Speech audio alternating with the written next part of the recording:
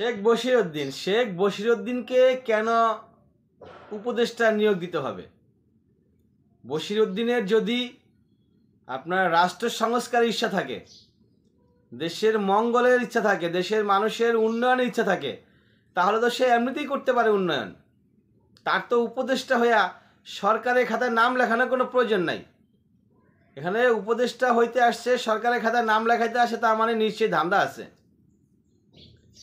তার বড় ভাই আপিল উদ্দিন হচ্ছেন যশোর 4 আসনের 1 আসনের যশোর 1 আসনের 4 মেয়াদের সংসদ সদস্য, আওয়ামী লীগ সমর্থিত। তো সেই বশিরউদ্দিনকে আমরা চিনি। বশিরউদ্দিন আকিজ গ্রুপের উনি হচ্ছে চেয়ারম্যান, আকিজ গ্রুপের ব্যবস্থাপনা পরিচালক, আকিজ বশির গ্রুপের ব্যবস্থাপনা পরিচালক। আকিজউদ্দিনকে আমরা সবাই চিনি যে উনি বাংলাদেশের একজন বিখ্যাত শিল্পপতি ছিলেন, তার ছেলেই বশির। তো সে তো হাজার কোটি টাকার মালিক। বশির সাহেব এখন 18টা প্রতিষ্ঠান পরিচালনা করেন, 18টা প্রতিষ্ঠান পরিচালনা করেন। 3টি দেশ, বাংলাদেশ সহ আরও 2টি দেশ আছে, 3টি দেশে তাদের কার্যক্রম চলে। অর্থাৎ তাদের প্রতিষ্ঠান আরও বাইরের দেশে অনেক প্রতিষ্ঠান রয়েছে।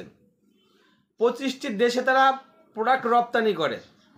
আকিজ যে জিনিসগুলো তৈরি করে, সিরামিক, সিমেন্ট, তারপর আরও অন্যান্য যে জিনিসগুলো, এগুলো তারা 25টি দেশে রপ্তানি করে। বাংলাদেশি তাদের 26,000 শ্রমিক রয়েছে। তো তাহলে তার বোঝা যাচ্ছে সে হাজার হাজার কোটি টাকার মালিক। তো রাষ্ট্র সংস্কারের জন্য তাকে তো আবার রাষ্ট্র কোনো পদে আসার কোনো প্রয়োজন নাই।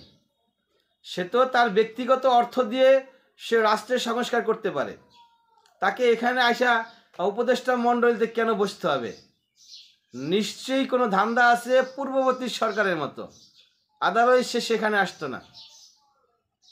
অথবা তার যে বিরুদ্ধে যে মামলাগুলো আছে, সেই মামলাগুলোকে সে সাফ করার জন্য আসছে, নিজেকে ফ্রেশ করার জন্য আসছে। কারণ তারা তো আওয়ামী লীগ গোষ্ঠী।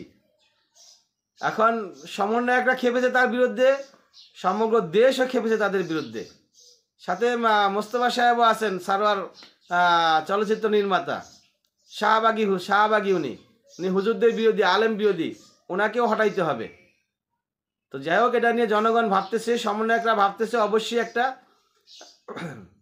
ভালো সিদ্ধান্ত আসবে বলে আমরা আশা করি।